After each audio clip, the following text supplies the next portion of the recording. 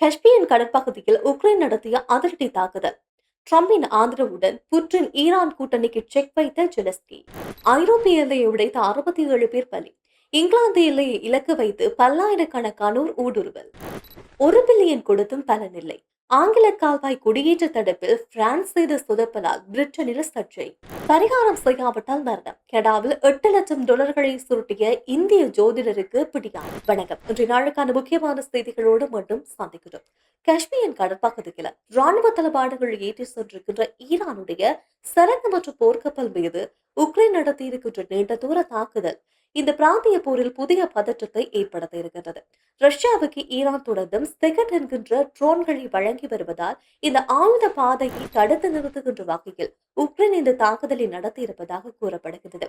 எவ்வாறாக இருந்தாலும் அமெரிக்காவுடைய அதிபர் டொனால்ட் ட்ரம்ப் அவர்கள் மிக விரைவில் சந்திக்க இருக்கின்ற சூழ்நிலையில் ஜெலஸ்கி எடுத்திருக்கின்ற இந்த நடவடிக்கை உலக நாடுகளிடையே கவனத்தை பெற்றிருக்கின்றது. அதுவும் குறிப்பாக ரஷ்யா மற்றும் ஈரானுக்கு இடையிலான தீவிரமான ராணுவ கூட்டை அமெரிக்காவுக்கு புடம் போட்டு காட்டுகின்ற வகையில் ஜெலஸ்கியினுடைய செயற்பாடு இருப்பதாக உலக தரப்புகள் கூறி வருகின்றது. இவ்வாறான சூழ்நிலையில்தான் ஜூலை மாதம் 19 மற்றும் 20 பஹ்ரைனில் 2, ஜோர்தான் மற்றும் குவைட்டில் தலா 1 என்று அமெரிக்காவுடைய 4 முக்கியமான விமானப்படை தளங்களை ரஷ்யாவுடைய ட்ரோன்கள் கண்காணித்திருப்பதாகவும் ஜெலஸ்கி அவர்கள் புதிய தகவல் ஒன்றை வெளியிட்டிருக்கிறார். மேலும் மத்திய கிழக்கை பொறுத்தவரையில் ஈரான் நிலை கொண்டிருப்பதற்கு மிக முக்கியமான காரணம் ரஷ்யாவின் வழங்கக்கூடிய ஈரானுக்கு ரஷ்யா வழங்கக்கூடிய பாதுகாப்பு அமைப்புகளும் தொழில்நுட்பங்களும் மிகப்பெரிய பங்கு வகிப்பதாக ஜெலஸ்கி மிக முக்கியமான விஷயத்தை குறிப்பிட்டிருக்கிறார். அதே வழி காஷ்மீர் கடற்பகுதியில் முன்னெடுக்கப்பட்டிருக்கிற இந்த தாக்குதல் நடவடிக்கை ஐக்கிய நாடுகள் சபையினுடைய சாசனத்துக்கு எதிரான பகைமை நடவடிக்கை என்று ஈரானுடைய வெளியுறவுத்துறை அமைச்சர் அப்பாஸ் அராக்சி அவர்கள் கூறியிருக்கிறார். எப்படி இருந்தாலும் இந்த விவகாரம் தற்போது சர்வதேச போராக உருவெடுப்பதை தவிர்ப்பதற்காக உன்னிப்பாக அவதானித்து வருவதாகவும் கூறப்படுகின்றது. ஸ்பெயினுடைய கட்டுப்பாட்டில் இருக்கும் சியோட்டோவின் நகரின் எல்லை வழியாக ஐரோப்பிய ஒன்றியத்துக்குள் பல்லாயிரக்கணக்கான குடியேறிகள் நுழைந்தது பெரும் பரபரப்பை ஏற்படுத்தியிருக்கின்றது. மொரோக்கோவின் எல்லையிலிருந்து கடல் வழியாகவும் தடுப்பு அரண்களை உடைத்துக் கொண்டு ஐரோப்பிய ஒன்றியத்துக்குள் ஊடுருவி இருக்கின்ற இந்த குடியேறிகள் பிரிட்டனை அடைவதே தங்களுடைய இறுதி இலக்கு என்று பகிரங்கமாகவே கூறுகின்றார்கள். இந்த பாரிய ஊடுருவல் அலையில் சிக்கி கடல் வழியாகவும் நெரிசலில் சிக்கி 67 பேர் பலியாகி இருக்கின்றார்கள்.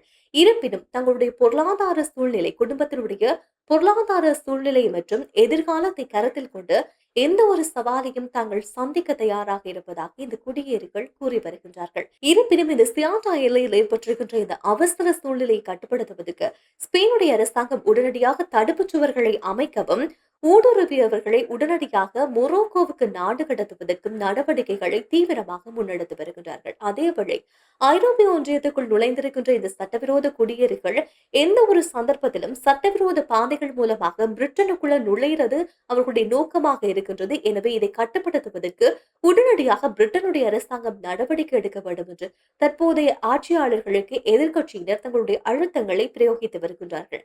இந்த சூழ்நிலையிலும் ஸ்பெயினுடைய பிரதமரோடு பிரிட்டனுடைய பிரதமர் ஆலோசனை நடத்தியதாகவும் மிக முக்கியமாக இந்த பிராந்திய எல்லை பாதுகாப்பை உறுதி செய்வதற்காகவும் உதவிகளை வழங்குவதற்காகவும் நிலைமையையும் கண்காணிப்பதற்காக தீவிர நடவடிக்கைகள் மேற்கொள்ளப்பட்டு வருவதாக பிரிட்டனுடைய தரப்பு கூறுகின்றது.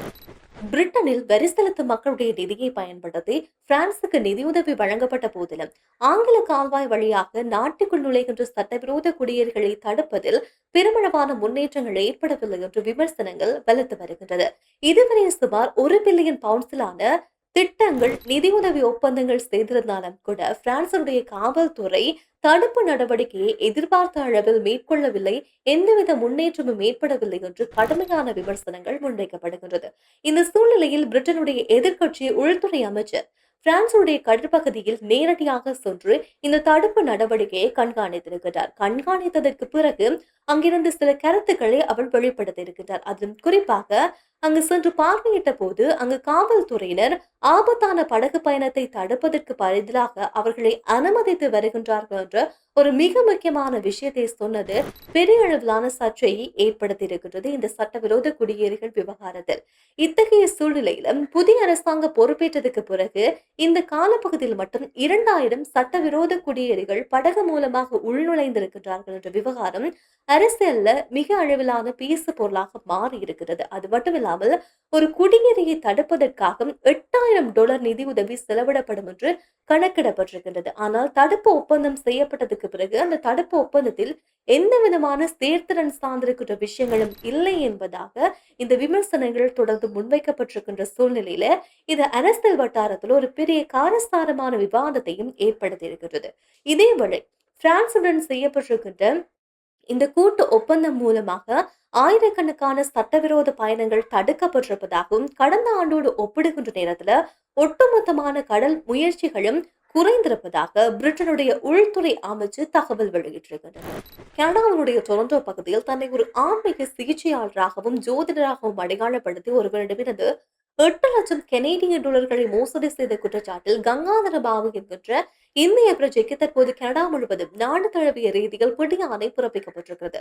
இந்த சம்பவம் தொடர்பாக டொரண்டோவினுடைய காவல்துறை வெளியிட்டிருக்கின்ற அறிக்கையை அவதானிக்கின்ற நேரம் 2024 ஏப்ரல் தொடக்கம் 2025 செப்டம்பர் வரையான காலப்பகுதியில் இந்த சம்பவம் அரங்கேறியிருக்கின்றது.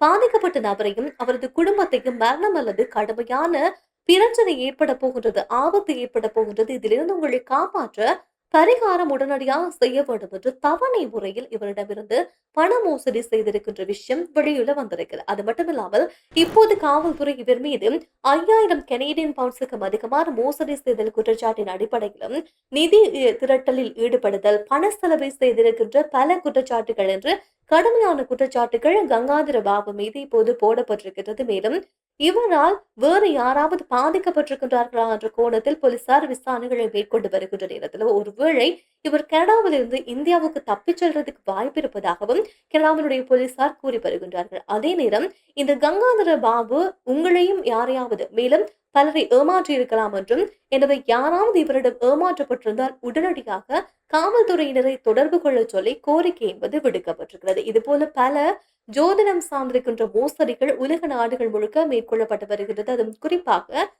கடவுள் நம்பிக்கை கொண்டவர்கள் இல்லாவிட்டால் ஆன்மீகம் மீது அதிக நம்பிக்கை கொண்டவர்கள் மீது மேற்கொள்ளப்படுகின்ற மிகப்பெரிய மோசடியாக இது இருந்து வருகின்றது. எனவே இன்றைய நாளுக்கான முக்கியமான செய்திகளை உங்களுக்காக தந்திருக்கின்றோம். நாளைய நாள் செய்திகளோடு சந்திக்கலாம். நன்றி, வணக்கம்.